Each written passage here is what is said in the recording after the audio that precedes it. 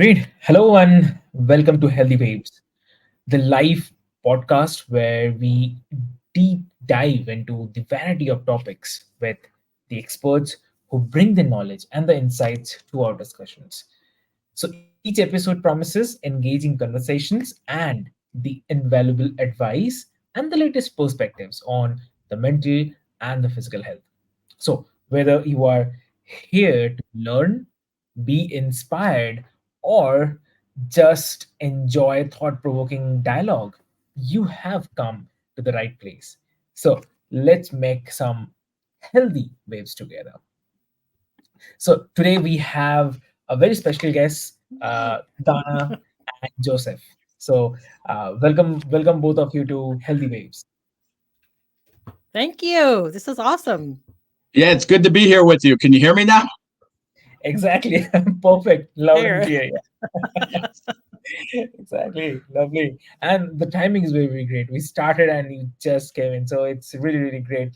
So I'll quickly introduce you to all of you, dear listeners. Like we have Dana. So Dana, with a master's degree in clinical psychology, so has an extensive career that spans community mental health, psychiatric hospitals, and the private practice. So Mhm, she is known as the queen of boundaries. So she specializes in anxiety, adjustment issues, and the trauma.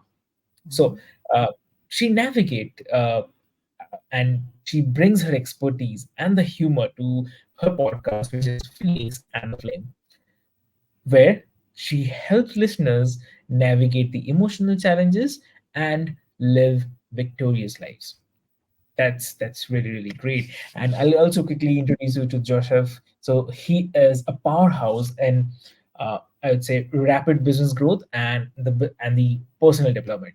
So with over 28 years of experience in the sales and uh, a deep understanding of the subconscious mind, he developed the SMT, which is a method to help people achieve their dreams.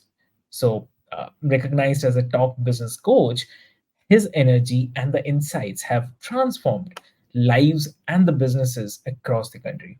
So I'm really, really great to have both of you on the show and welcome to the show again. Thank you Yeah, so much. yeah, this is gonna be a great Exciting. conversation. I can feel it already. It's Exactly. nice to meet you too, Dana. Nice to meet you, Joseph. So today the discussion is very, very great where we'll be we'll be talking about uh, the inner diaries, so the impact of the boundaries on the mental and the physical health. So uh, so we'll quickly start with Dana. So if you can share your journey, like from working in the community mental health to becoming a private practice psychotherapist. So how it went. Oh, wow. So I did spend about 7 years in community mental health. And that's sort of like, and it's very much needed, absolutely needed. It's difficult. You kind of have to take whatever's thrown at you. You don't really know who's going to walk through the door or what you're going to be Mm. asked to do. They're going to move you around like chess pieces on a chessboard wherever they Yeah. need to go. And so, from that sense, it really did help me to be very flexible, adaptable, be able to think on my feet and really kind of be there in the trenches with people that are coming in. And community mental health also is wonderful about having a sliding scale. If they don't have insurance, they don't have any money, they need still need help with their emotional issues, there's a place where they can go where there's a lot of psychiatry, social work, psychology, nurses, recreational therapists, all kinds of people that are there to help them on their journey. Um, some interesting stories. I can remember one funny story. One, I was doing evaluations, disability evaluations over the summer because I had done school testing. Like if you have a child that goes to school and you feel like your child might be have a learning disability or gifted or something like that, they have to go through this process of being tested. And this was years and years ago. So I was one of those people that was contracted to do that testing. Well, in the summer, in general, that testing is not done. So we did the department that I was working in, the assessment department, we did disability evaluations. And a guy came in And he was mad. He was very mad because he had been on disability for, from what I can remember, alcoholism, and the disability board changed their protocol where they no longer were providing disability income for people who've been diagnosed with alcoholism. And so he had to go back through the process, and he was very angry. And I remember walking out into the waiting room, and I had my clipboard. Here I am, 2 walk out there. I call his name, and he comes barreling up to me. He was just like a fire plug of a guy. And I'm not that tall, but he was like kind of right. And he was, I'm telling you, Avik and Joseph, he was so close to me that my vision was blurred. He barreled across the waiting room, came right up in my face. I couldn't even, I was trying to focus on him, and he was so close in my face that my vision was blurry. And so I'm like, okay. So I walked with him down the hallway. I had to do a whole bunch of testing with him, IQ testing, Rorschach testing, all kinds of things, with achievement testing. I mean, disability wanted all the stuff. We were together about 3 hours. When we were finished, he was walking out of the room, and he looked down at me and he said, "You know what?" And I said, "What?" He goes, "You're very disarming." I'm like, okay. So in community mental health, you never know what you're going to run into. Yeah. But so then it went from that to private practice. You get to a point where you're in a point in your career where you can do what you want to do. I paid my dues. I was in the trenches. I did my stuff. And when I moved into private practice, then I could have my own choices about who I wanted to see. And my favorite is anxiety issues. That's my favorite thing to deal with. And of course, trauma is involved some with that. And I developed more and more focus on boundaries and boundaries coaching. But I've been in private practice for about 16 years. And so it's just been nice to be able to kind of narrow it down, and see exactly who I figured out that I wanted to see, who exactly that I was gifted to see, which you don't know in the beginning, right? You're just kind of throwing spaghetti on the wall. You don't know. But then after a while, you figure it out. So that's kind of that whole amusing process. Yeah, that's really, really lovely. Yeah. So Joseph, like that we heard interesting journey from Dana. So would love to hear from you about the SMT method, that how it helps people achieve their life and the business goals. Yeah, absolutely. And the whole thing came about, I'll be really quick, but the whole thing came about in growing up in a struggling family, very low income family in Detroit, Michigan. My mom and dad worked their tails off, to try and make ends meet and put a roof over our head and food in our mouth. And I grew up and got into my adulthood, and I started doing that same character traits I started carrying out. So in my 20s, if something came easy to me, I thought I didn't work hard enough for it, so I didn't deserve it. And I started out that way. I started out in, being up in Detroit in the auto mecca and blue collar. And then I'm the first child in my family to get a college education. I'm the first child in my family to go to white collar, to shift over into white collar. Not that there's anything wrong with, blue collar, but, and I continued to struggle. And from the time I was 22 years old, when I noticed that things happening easy, felt like I didn't deserve it, I started working on myself, and it's been a continuous pathway. And I have gone from, in my own life, in my own journey, I have gone from, like, we talked about alcohol, from using alcohol to cope with the life that I was living and stuff, and thinking that would be a way of doing it and stuff, and so many things with it. But I'll give you a quick example in me, and then one of my clients is, when I first started out into sales, once I got into sales, I would run every single week between 3,000 and 5,000 miles a week building territories. And I would continuously do these loops other than taking a couple weeks vacation. And I might add $1 million to the bottom line.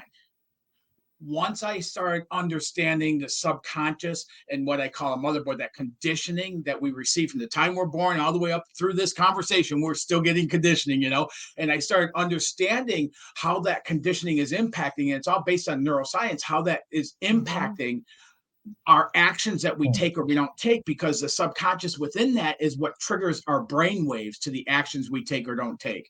So as I start understanding this stuff more, which has been it was a long journey, almost a 3-decade journey into this, and I've been doing this now for about maybe 11 years, 12 years. As I started stepping out into this, as I started understanding the subconscious and how that plays a role into what we're experiencing in our life, I was able to I mean, it was easy to land a $25 million year over year contract. And like I said, it was just easy. It flowed. It just happened. And it took a $50 million organization to $75 million in one opportunity like that. And then I started going forward with it. And I moved up into management and eventually a vice president of sales, building successful sales teams that were, I would call overachievers, that we would always get over the mark we were looking at. And then later on in my corporate career, before I left, is I was helping organizations in bankruptcy get back to profitability. So Dana, when you said that about not knowing, I knew at 22 years old that I wanted to inspire, motivate, and help people live better lives. And I had a lot of passion into it because of seeing my parents, and they didn't have these tools available and such back then. But I didn't know how to do it, and so at first I wanted to help everybody with everything and anything they ever ran up against, and you probably know from some experience that doesn't work like that. So I had to start honing in. And as much as I disliked that 28 years I spent in corporate America, it's been very useful to me. So I've been able to help hundreds of clients now, business owners, entrepreneurs, professional salespeople, to really go beyond what they even expected they could achieve and do so very rapidly. And I'll give you one quick example is I worked with one realtor who 13-year high was doing $7.5 million in sales, which was decent. She wanted to get to 12. She wanted to get to $10 million. We expanded her vision to get to 12.5.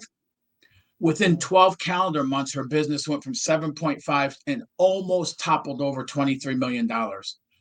And she's been maintaining that for 6.5, going on 7 years now at that upper level like that. So when I say very rapidly, and really what I call it is unrealistic growth, because it's not realistic that we could grow like that, but it's also not realistic.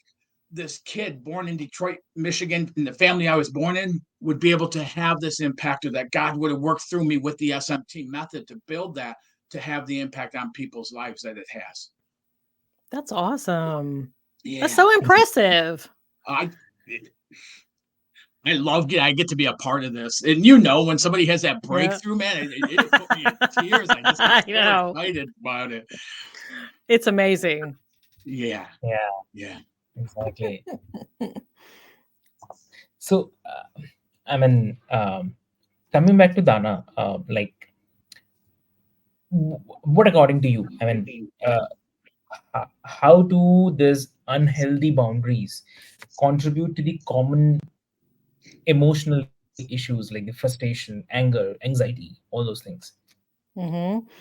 Well, let's say I have, first of all, when I have a client walk into my office and they start pouring out all these things, this is wrong, I feel this way, this is going on.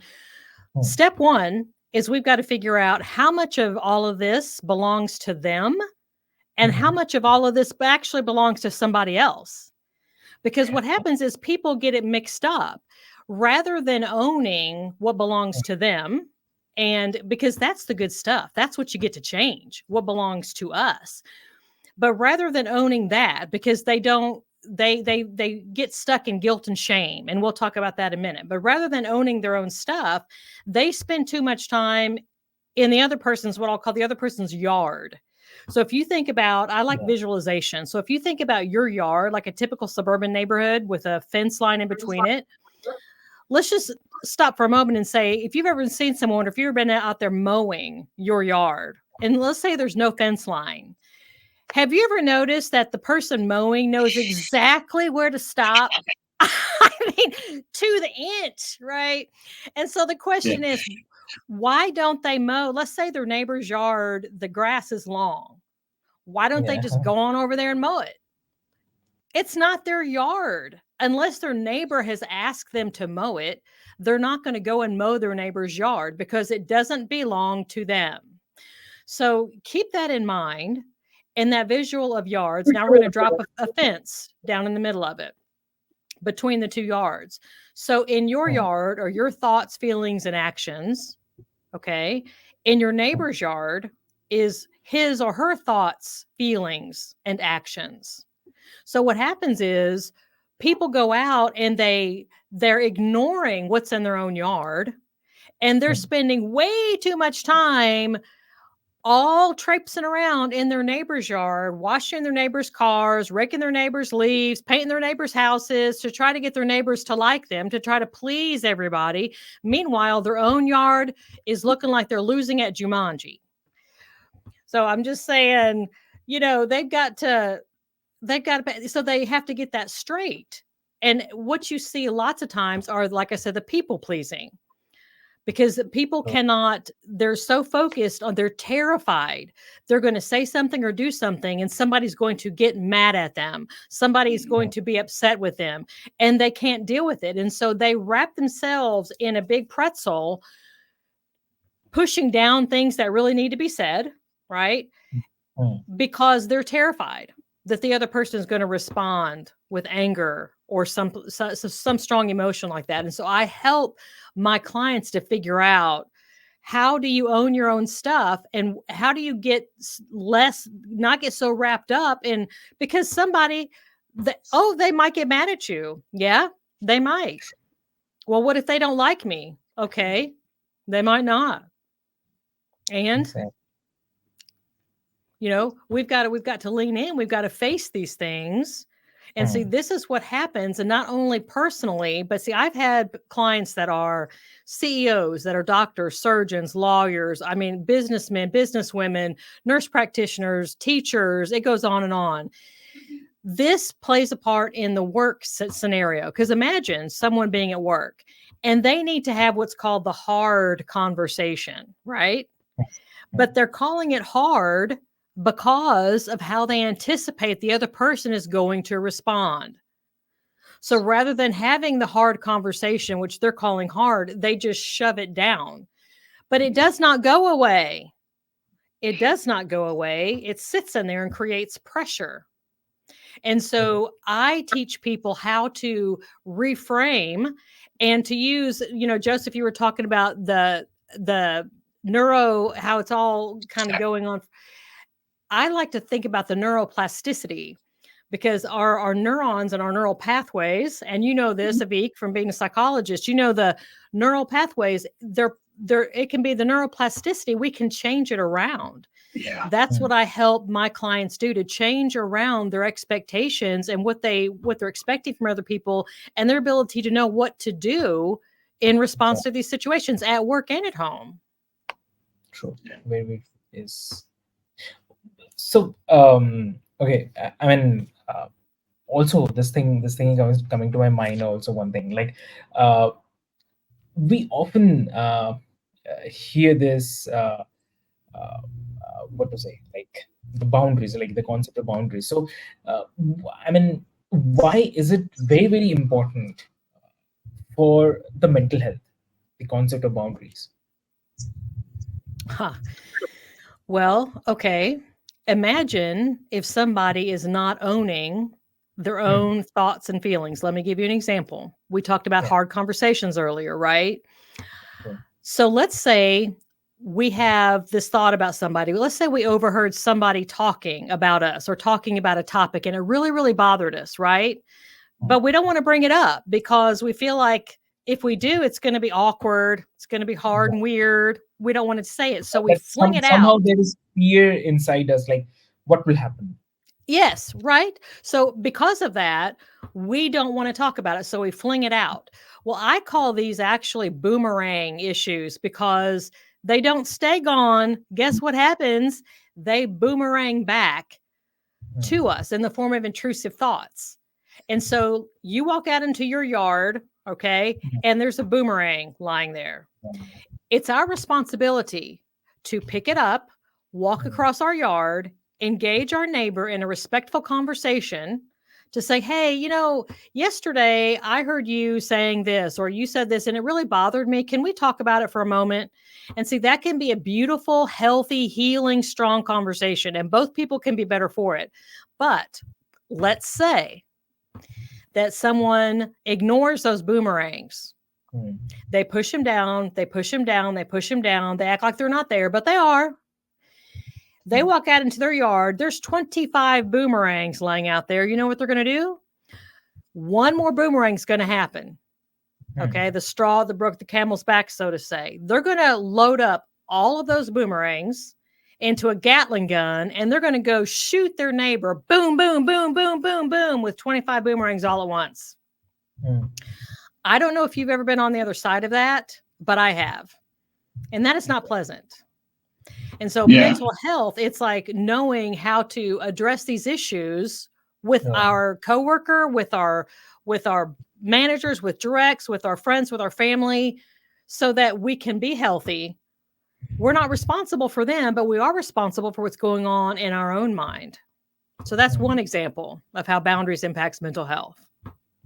Yeah, and another way it can carry out is we sabotage ourselves, right? We build that resentment, we pull away from people, we start using things like alcohol or whatever it is to kind of keep that push down and things like that. And really what you're talking about, that whole thing with people pleasing, I experienced that in my life. And in doing so, like, I thought it was like a badge of honor, when people say, man, Joy will give you the shirt off his back, or Joseph, like, I was like, yeah, like, I always thought that was like a compliment. And then later on, I realized that all people pleasing is I'll be whoever I think you want me to be to get from you what I want to get. And that's what it is really. And where it establishes is in our conditioning, things happening as we're growing up. You have to be kind to your teacher. You have to be friendly to everybody at school. You have to, do all this stuff, regardless of how you feel inside, but you have to act on the outside this way. And we weren't taught tools to deal with those things, to have those conversations like you're talking about, Dana. So what happens is we start coming up with, as little kids even, we start coming up with our own processes of ways of doing that and still stay in line to how we're expected to be and stuff. And so we start going through that. So because I do the same, every one of my clients has got to be boundary set, when, just shifting business and things like that, when somebody's been struggling, trying to keep their business alive for years, and then we start working together and they start seeing these, all of a sudden you start seeing that growth. All of a sudden you see the weak links in your organization as well, and people you got to retrain or move on or things like that and stuff. So it plays a part. Boundaries are essential to achieve anything in life. Without them, it's just mass chaos from the inside out. Yes, that's what it is. Exactly. Yes. Yeah. That's it. 100%. It's huge. It's personal. It's in business. I mean, the most peaceful people that I know are the ones that have the most agency, actually have very good boundaries, because they're not confused about what belongs to them and what does not. Yeah. And if other people don't know, it doesn't matter, because they're like, they know what matters. I liked your yard scenario, and I'll tell you why is I back in the day, aside from in corporate, I was a builder and stuff like that, and built houses, and I built one for my family and stuff. And the guy next door, once I had my sod put in, he literally put a stake up with line going down the property line and stuff. And I was like, wow, this is crazy, because if I were by that line and I saw that it was long, I would just cut, that little bit more and stuff like that and everything. And I was like, wow. And I mean, people are how they are and stuff, but yeah, that can, it all comes back to our conditioning. And the way that where SMT is very, very successful is it's just like similar to what you're describing, Dana. I'm sure every client you work with is a different scenario. Yes. And with what I do, there's so much coaching that's like a one size fit all. The way it's told and stuff. But it doesn't work. Less than 1% of the people following those programs ever achieves anywhere near the person who put it together. So the SMT method works off of the uniqueness of the individual. So it's based on, if you guys were both doing it, it'd be based on your individual conditioning. It'd be based on your individual desires of what you want to achieve. It'd be based on, and so what happens is as we start stepping into it, setting boundaries is a natural thing where it's like a learned or relearned process part of it where we have to learn our yeses mean yes and our no's mean no, and we start that simple and we grow from there. Yeah, absolutely. Yeah, Exactly. that's 100%. Yeah. Lovely.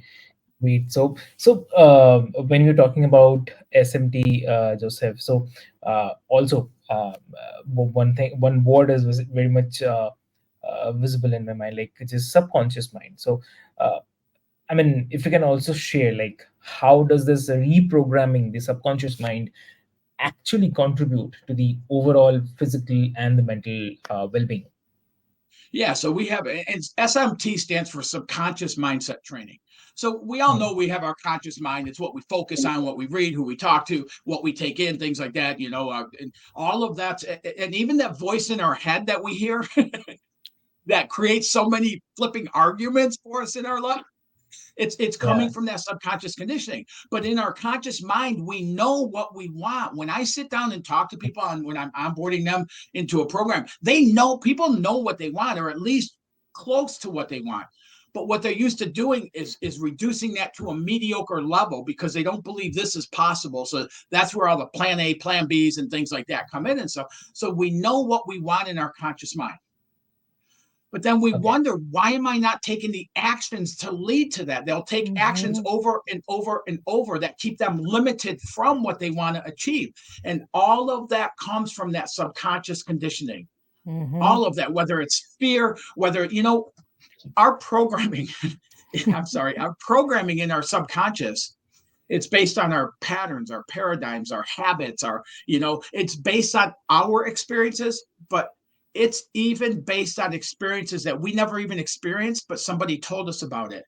And we Mhm. buy into that, and that becomes part of that conditioning.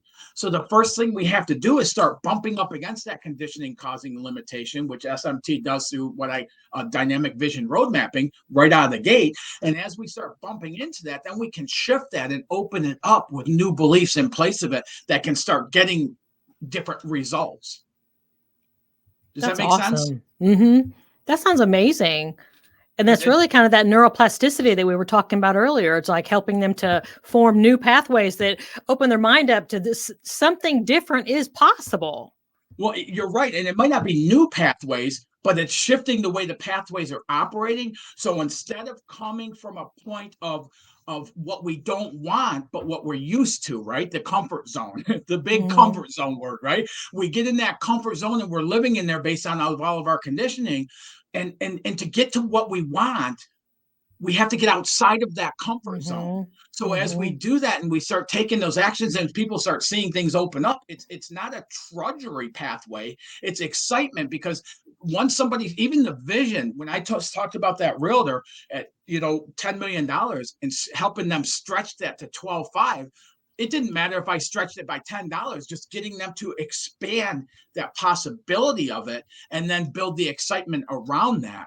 So all of a sudden, when things start taking off and there's more excitement going into it, Mhm. which means we open up more, we hit more of that conditioning, we shift more of it. And that's how companies are, and people I work with are able to achieve it. Like, I didn't think it was possible to achieve these results with this program. And I'm not smart enough to have built it on my own. So when I say that it was driven from a source greater than me, I know that with all my heart and soul. And to seeing the impact that it has in people. I mean, I told you the one, but I have clients who were working a job and they had part of a vision of what they wanted to do, or they were just kind of doing their, what they really wanted to do as a hobby and helping them to achieve that. I have one gentleman right now I've been working with for just over a year who's now doing 40, a little over $40,000 a week in his business. And he was working a full-time job and doing this at maybe, now I don't even think $1,000 a month and stepping into it. Wow. Or I've That's helped other people who awesome. who have coaching companies and do different works than I do in different areas and stuff. But I help them. I have one of them who came to me a year ago and couldn't find the love of her life. Was really frustrated about that, or living arrangements, this and that stuff. And she was doing maybe $3,200 a month in her, in her coaching with what she was doing. Now she's toppling over $25 million a month. She's been consistently doing that. the love of her life showed up out of the blue because we shifted that conditioning on what's causing the limitations with it and stuff, and just seeing this. And so I love what I do. Money to me is just it's a barometer for the impact that I'm having with the works I do. So when I see that, but I see these people, and it's not that they went from 7.5 to 23 million, or from 3,200 to 25,000 a month. It's not that so much as it is the transformation the person experiences, where when I get done working with somebody, they walk away feeling like they're a different person and have so much more available to them in their life. That's awesome. Can I ask a question about that? Yeah. So Are you asking me? I'm asking you, Joseph. So what I've run into is entrepreneurs, especially, but it doesn't have to be just entrepreneurs, but people, like you said, that have businesses, they have a hobby they want to develop into something or whatever. And then they go into, and they end up with a consultant of sorts that is helping them, but it feels like so much effort is going in. So much effort is going in. It's what the stories that I'm hearing. I mean, all the social media posting that has to be done, all the connections that have to be made, all the hours and hours and hours on LinkedIn, and all these, trying to reach out and make the connections to try to make things happen.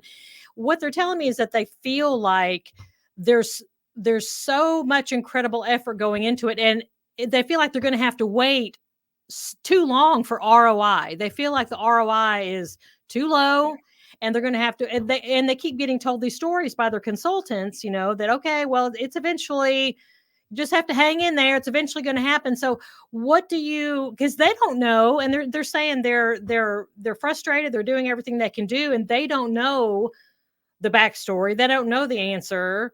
But this is kind of, I feel like there's a lot of people in the stories that I've heard, people that are stuck in that middle place where they've jumped in, but the ROI seems like a mirage in the desert that keeps moving and moving and moving. And they're wondering, at what point do I just stop? Because it's not, I can't do this forever and on and on. What do you say to those people? I've done that. I've been down that pathway. I've taken a lot of coaching programs and things like that. And there's a coaching philosophy that, because of my conditioning was what it was, that, I was taught that, as a man, that you get a job, support a family, and you hopefully live long enough to enjoy some retirement. Work isn't supposed to be fun. That's why it's called work. Like all of those programmings and things like, like that.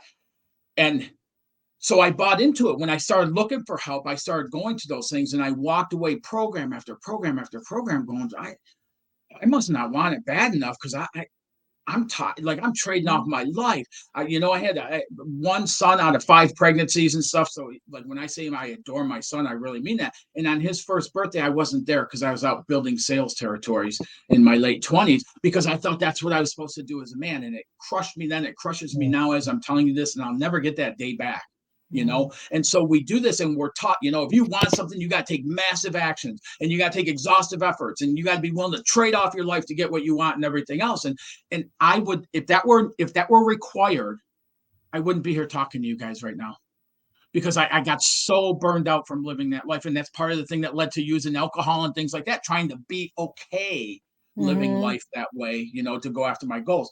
And so when I say to people, and a lot of people don't believe this, but somebody coming from that conditioning of that massive action, I can't help that person unless they're in enough pain over it that they're willing to try something different. Because the way I operate is, once we get into that alignment, once we get the conscious mind knowing what we want, and then we get the subconscious and that conditioning repatterned and reprogrammed and things like that, all of a sudden, I'm sure both of you guys have had coincidences that happen to show up just at the right time to work something out that you didn't even know how to work out, right? Yeah. And what happens is we can start counting on those things happening. That realtor I told you about, when you get like somebody that gets into real estate, man, they appoint them a mentor or a coach or whatever, and they start going over and trying to push them to do all this stuff in order to be successful. And what I do is I work with a business owner, realtor, whatever it is, and I help them find out. We develop systems of accelerating habits. So what I do is I help find what triggers that person, their excitement, what triggers that attraction factor, what triggers, and then we find time to do more of that. Because as we do more of those things, it starts bringing different results to us than if we're doing something we can't stand.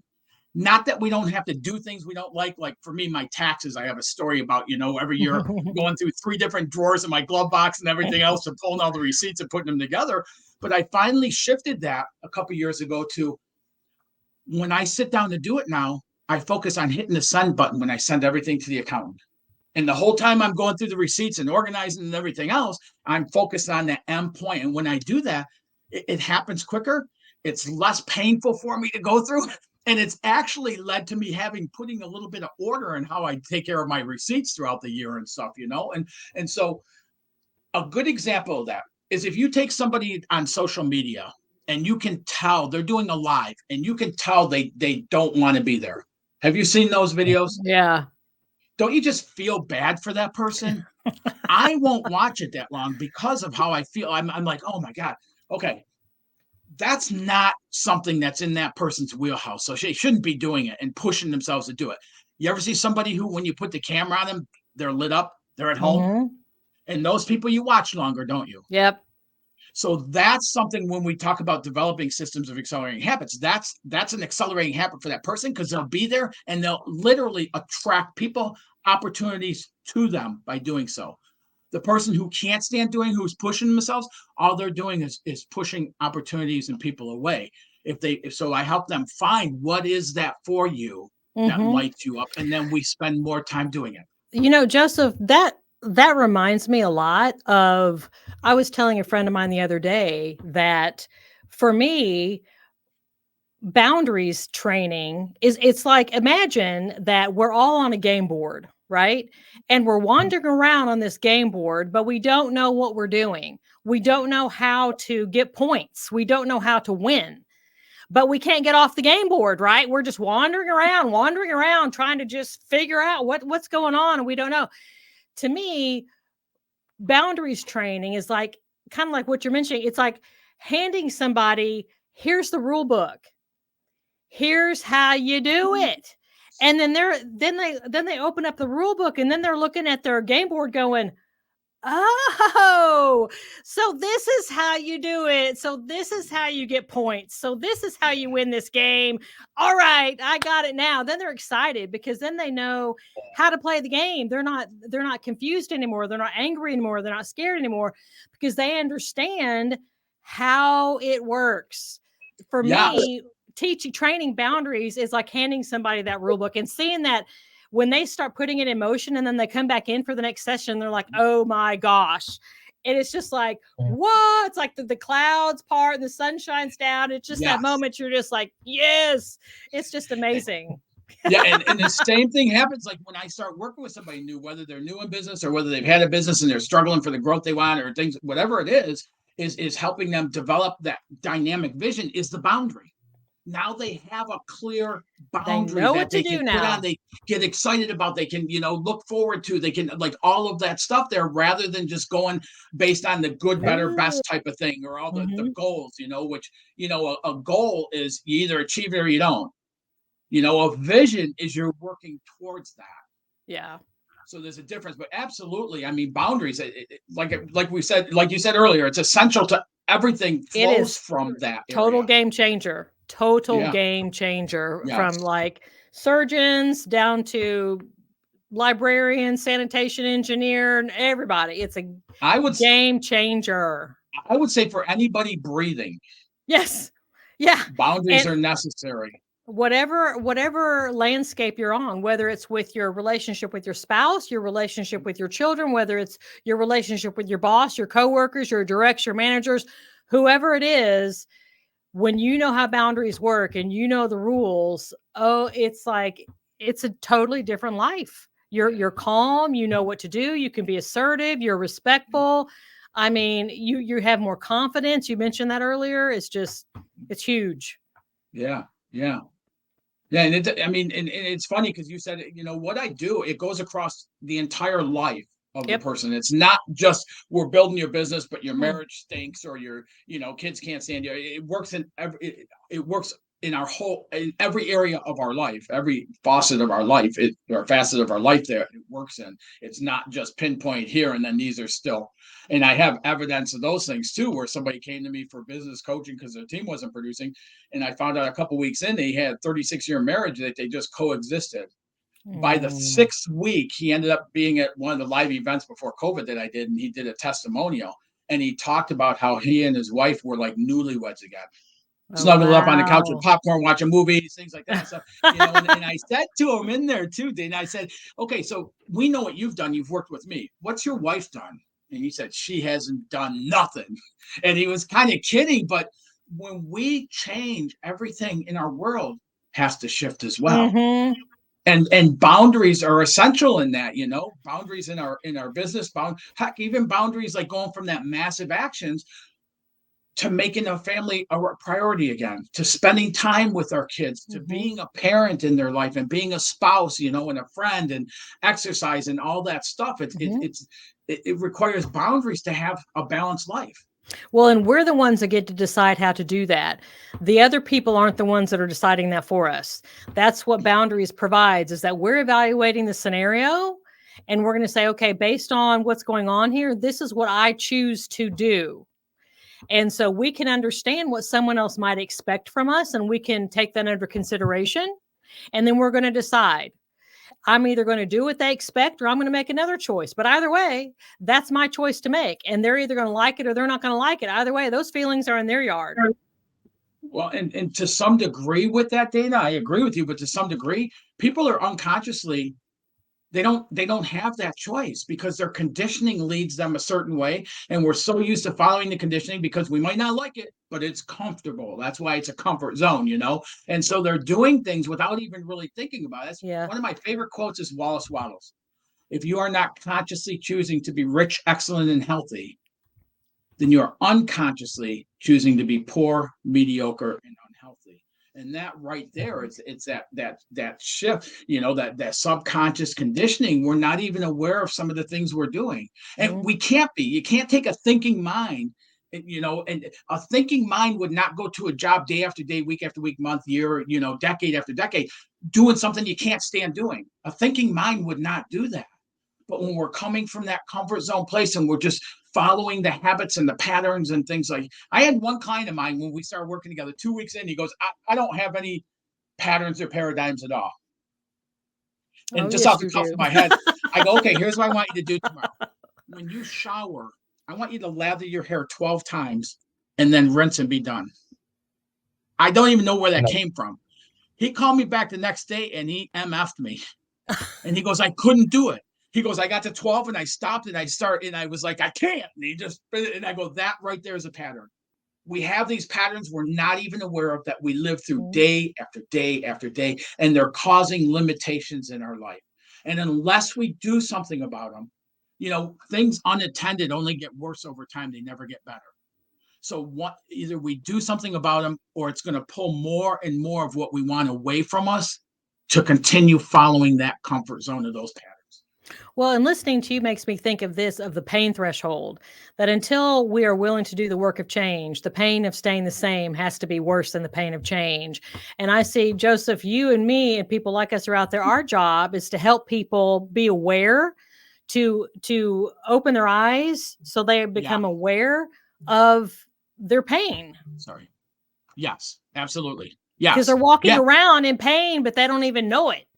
And so, but until they reach that pain threshold, they're not going to do the work of change because they're not in enough pain. They're not aware of the pain they're walking around in.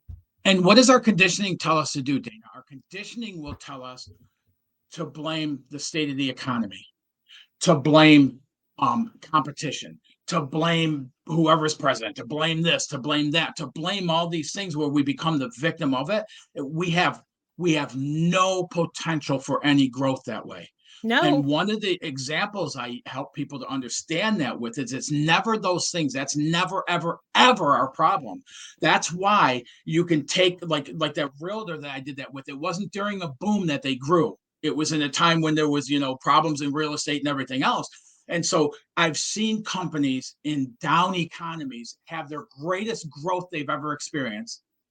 And then we see companies or people that are struggling in a boom.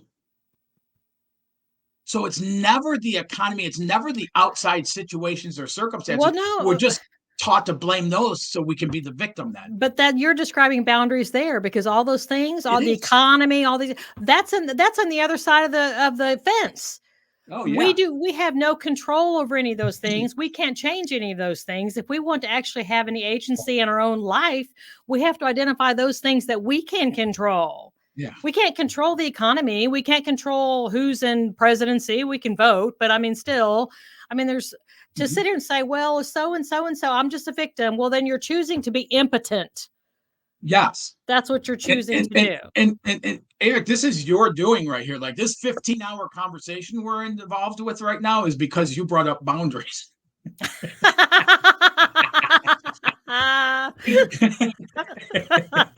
Avik's over there like, hey, remember me over? Yeah. This is great conversation, though. I know. This is awesome. Lovely, very lovely, great.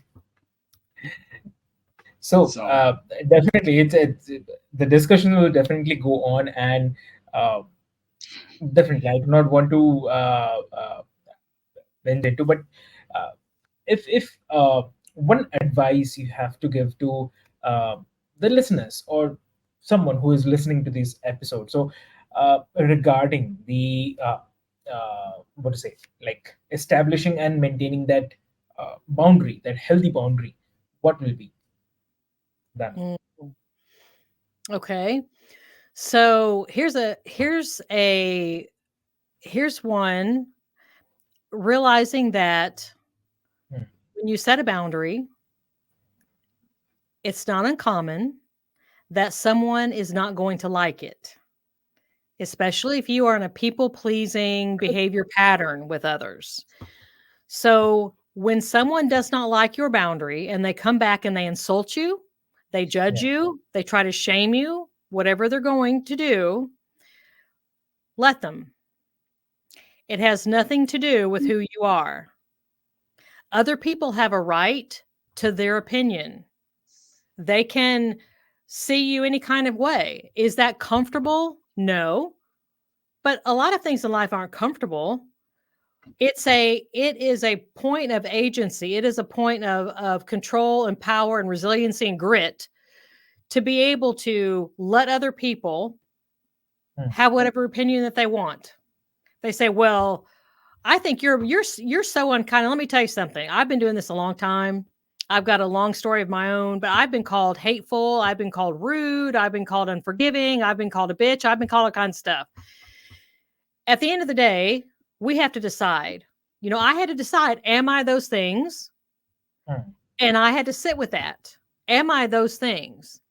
And then I decided, no, I'm not those things. I'm the one that has to know that. So when someone else accuses us of these things, it's usually because we were meeting their need before and we set up a boundary and we're no longer meeting their need, which means they're responsible for meeting their own need and they don't want to do that. So they're attacking us. They're trying to push our boundary back down so we'll start meeting their need again. So they come at us. So my piece of advice is when that happens, and it will, let them have whatever opinion they want. They might call you a name. That doesn't mean that you're unkind. That doesn't mean that you're hateful. It doesn't mean that you're unforgiving. It simply means they are pushing against your boundary because it's no longer meeting their need anymore. So whatever it is they want to think or feel, let them. And? That's bad. Yeah, and I'd like really with the clients I work with, it starts even before setting of the boundary. It's that we have to think we are worthy of setting boundaries. So we have to elevate our own self-esteem, our own self-worth and things like that so that we can do that. And then once we're at that point, yeah, I agree with you fully where we can set the boundary. And it's it really gives us an insight into other people because healthy people understand boundaries. So somebody that does react, they're not reacting to me for setting the boundary. They're reacting out of their own fear or whatever it is going on inside them. It's not about me at all. Exactly. Yes. 100%. Yeah. And that's Yeah. And with the SMT, that's where we come out of the gate, is building that self-esteem up, building this self-worth up, building that potential. Because like, how could you look at having, even from a 7.5 to a $10 million organization, if you don't believe in yourself enough to, you could achieve that and sustain that, So it's building that up as well, right from the start of the whole thing. But yeah, that's. Wow, lovely. And the same thing for Joseph, like if you can also share, like, what will be the strategies that uh, you would recommend for maintaining motivation and the focus both in a professional and personal growth? I would start with a kind of boundaries, I guess, is really some self, evaluation, inventory, whatever you want to call it, of looking. Are you getting the results that you really desire to get? And whether you're in a coaching program that's pushing you to do all these things, are you getting the results you want to get? Really, what do you want for your life? Forget, even before you think of whether you're worthy and everything else, what do you truly want for your life? And is it meeting that? And if not, it took me 3 decades to what's come as the SMT method, and it's been continuous journey for me of working and things like that, and it's been a lot of steps. Somebody can go through that same process of it. If you're working with somebody right now who's pushing you to do all the to-dos and things like that, just take a pause, take a break, and just really just look at where you are right now, whatever your situation. Is this where you want to be right now? And if not, then I mean, I'm going to give you a link at the end here where people can call and schedule a conversation with me, just one-on-one, no coaching talk or sales right now, but really just to help people follow that, what it is they want. And as we start stepping into that and doing that, like I said, I could walk through all the steps of the SMT method and the vision and this and that and everything else and stuff. But, to say what they are, the steps isn't going to help anybody. If you just clearly, like, take a couple minutes and just clearly understand, where are you right now? What do you like? What would you like to be different? That would be a Exactly. starting point, Exactly. because at least you're bringing it all to the conscious. Mm-hmm. That's That's very, awesome. very important. Yeah, that's really true. So, before we wrap, like, both of you, if someone wants to connect with you, or any listeners wants to connect with you, start their journey towards improved mental and the physical health today, how they can reach out to you? I guess I'll go. If they go to danaskaggs.com, I have boundaries coaching available there. I have boundaries self studies for people that just kind of want to dip their toes in. I've got an 8-week group boundaries course. And I'm really excited. At the very top, there's a banner. Dr. Natalie Pickering and I are doing a webinar. I think it's coming up in October. It's called You Boost, and it's for women in leadership.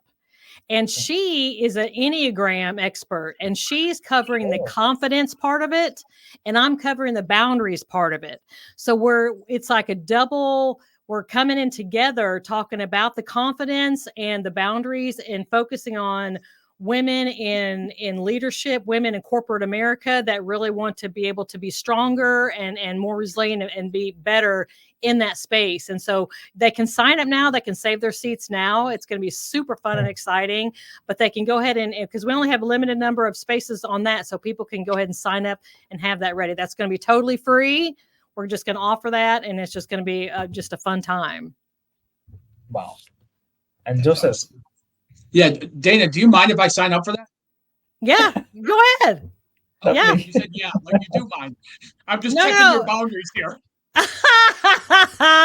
And anybody can get a hold of me and schedule a call. And again, it's just a one-on-one telephone call at coachwithjoey.com. And like I said, they can go and schedule it. We'll get on and talk about whatever you want to talk about, what's going on and things about today and stuff. And Dana, I'd love to have for you and I to talk out offside of here as well. Yeah, that'd be So nice. maybe we can schedule something and get together. But yeah, this has been a great conversation. But it's just coachwithjoey.com. Okay. lovely. That's really, really lovely. Great. So, thank you so much, everyone, for tuning in to Healthy Waves. And definitely, we hope that you have found our deep dive into the impact of boundaries on the mental and the physical health enlightening and inspiring. So, A special thanks to our incredible guests, Dana and Joseph, for sharing their expertise and the personal stories. It's really, really great learning, I would say. So, dear listeners, like always remember that setting that healthy boundaries and also at the same time prioritizing your well-being are very, very essential steps towards a more balanced and the fulfilling life. So, if you have enjoyed today's episode, today's discussion, please subscribe to Healthy Waves, leave us a review, and share this episode with your friends, family, or someone who actually need this learning. So stay connected with us on social media for the updates, upcoming episodes, and more expert insights. So until next time, keep riding those healthy waves and take care of your mind, body, and the soul. See ya. So thank you for listening. Thank you, everyone. Thanks. Thanks. Have a